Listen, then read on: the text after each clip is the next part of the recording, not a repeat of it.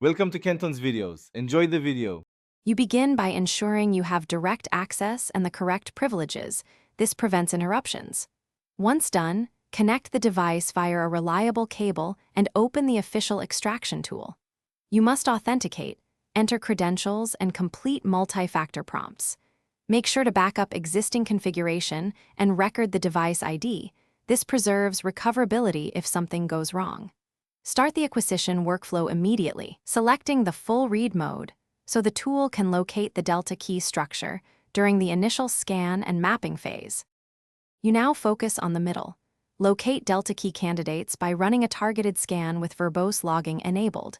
This reveals offsets and anomalies.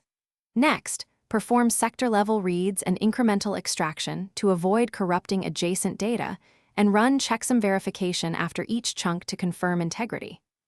Once candidate blobs appear, filter them by expected headers, timestamps, or high-entropy patterns that indicate keys. Make sure to annotate offsets and extraction order.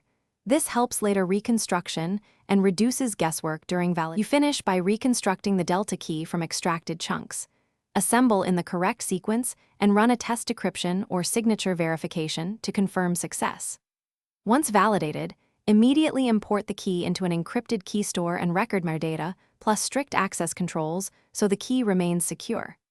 If the test fails, make sure to retry using alternate offsets or extraction parameters and consult your backup copies.